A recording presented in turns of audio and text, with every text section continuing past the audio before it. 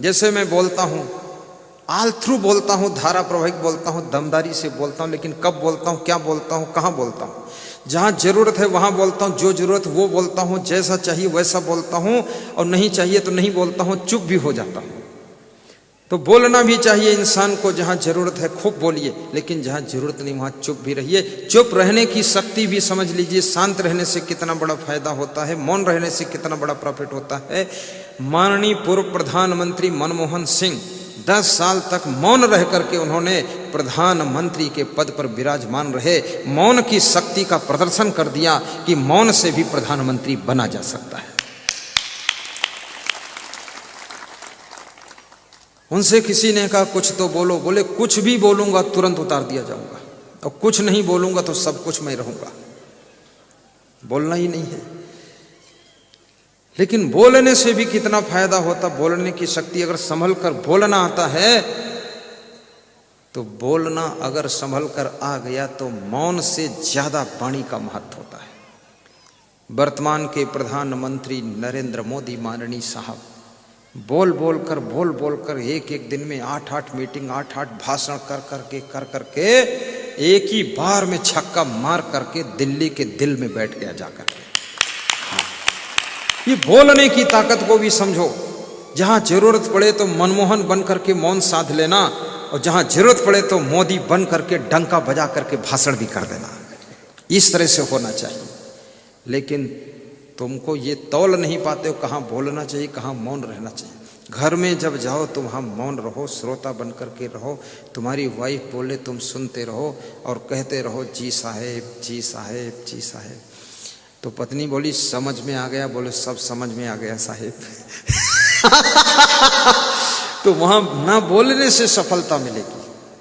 वहाँ ज्यादा बोलोगे तो फिर तर्क वितर्क होगा, कुतर्क होगा, झगड़ा होगा।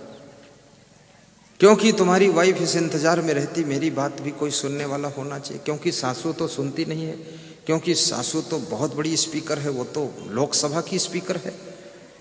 वो तो इतना बोलती है कि पड़ोसी के कान तात हो गए हैं। अब सासू सुनना नहीं चाहती और ससुर तो बिल्कुल बहरा हो चुका, सुनता ही नहीं। और पति देव घर में आते अपना भाषण शुरू करते हैं, तो ये पत्नी देवी किसको सुनाई। तो तुम इनकी बात को सुन लिया करो।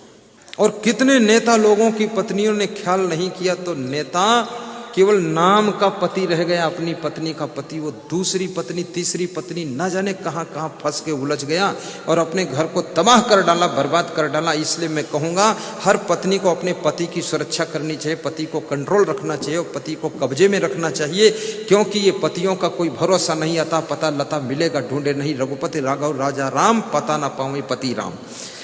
ये सब इनको संभाल के रखना पड़ेगा।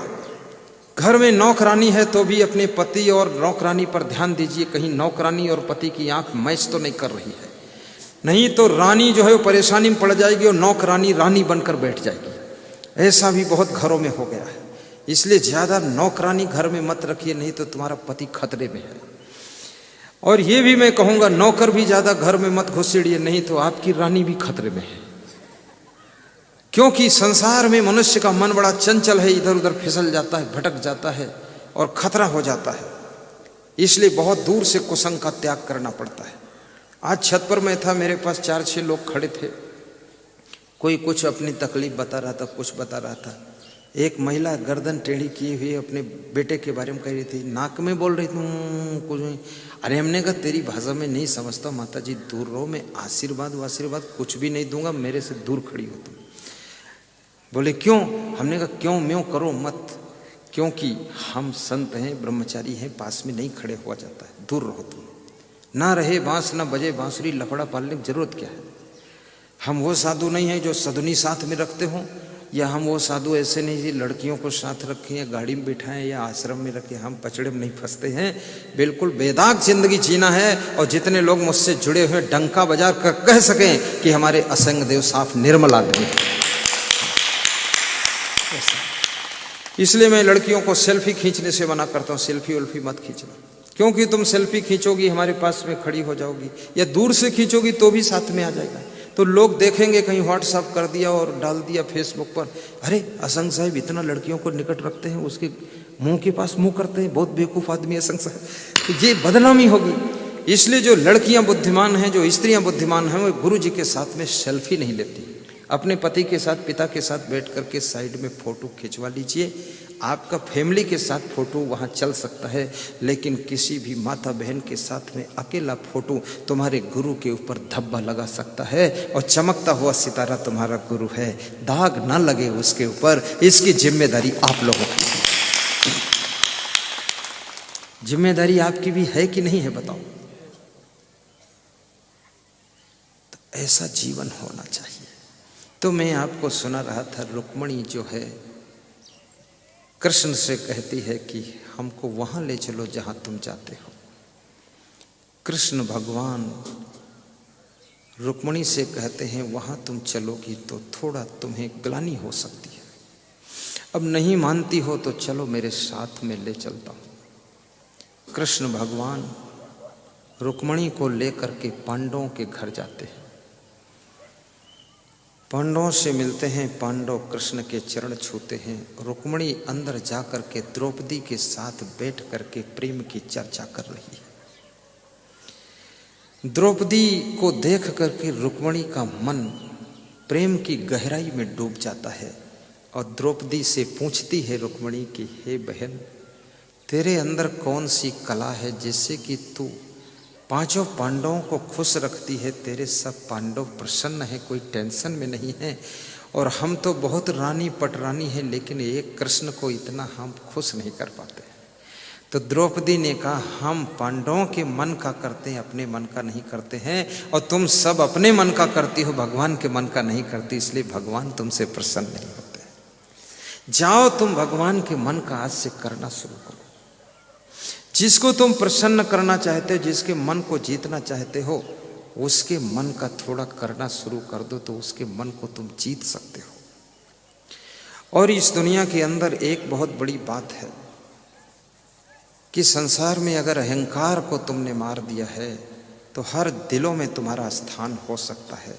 अगर तुम्हारा अभिमान नहीं मरा है तो तुम जिसको मिलोगे उसी से तुम्हारा टकराव होगा, प्रेम नहीं हो सकता है। प्रेम की धारा में अहंकार का रोड़ा सबसे बाधक बन जाता है। इसलिए अभिमान का अंत कीजिए, जीवन को बसंत कीजिए और किसी संत के चरणों में अनुराग जोड़िए। आपका जीवन मंगलमय होगा, सुखी होगा। रुक्मणी जब घर वापस लौट कर आती है तो कृष्ण भगवान पूछते हैं, कुछ चिंतित दिखाई दे रही हो? तो रुक्मणी ने कहा कि चिंता में हूँ, इसलिए चिंतित दिखाई दे रही हूँ। किस बात की चिंता है? तो रुक्मणी ने कहा कि आज अगर तुम्हारे साथ न जाती तो चिंता नहीं होती।